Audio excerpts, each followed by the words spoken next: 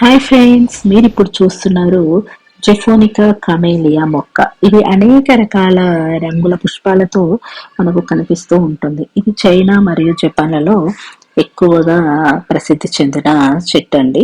ఇది మిమ్మల్ని ఆకర్షిస్తుంది అని ఎందుకు చెప్పాను అంటే, ఈ కమేలియా అనేది మొగ్గగా ఉన్నప్పుడు ఎవరు దాన్ని పట్టించుకోరండి. ఎప్పుడైతే అది ఈ వికసిస్తుందో అప్పుడు అందరినీ ఇది ఆకట్టుకుంటూ ఉంటుంది.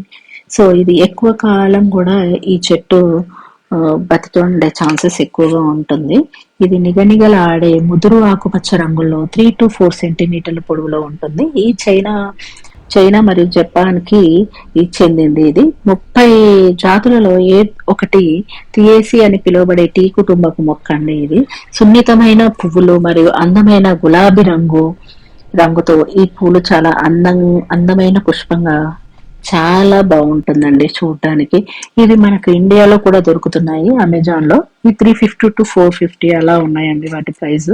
ఇవి ఆకర్షణీయమైన పూలు మరియు దీర్ఘకాలికంగా ఉండే పొద మొక్కలు. ఇవి పక్షులను కూడా చాలా ఎక్కువగా ఆకర్షిస్తూ ఉంటాయి.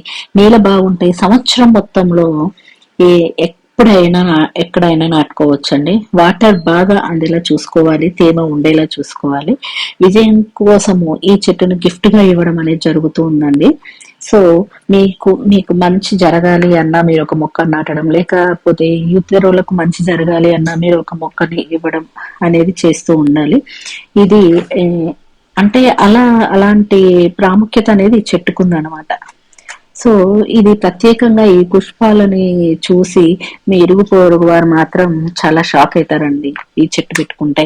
ఎందుకంటే ఏ చెట్టు ఎలా ఎండిపోయి చనిపోయినా గానీ ఆ, ఈ ఈ చెట్టు మాత్రం చాలా బాగా వికసిస్తూ ఉంటుంది. ఈ పువ్వులు ఆ, రెక్కలు ఊడిపోయి ఆ పూల రేకులు మొత్తం చెట్టు కింద పడి ఉంటే ఆ చెట్టు చుట్టూ చూడడానికి చాలా ఆకర్షణీయంగా ఉంటుంది.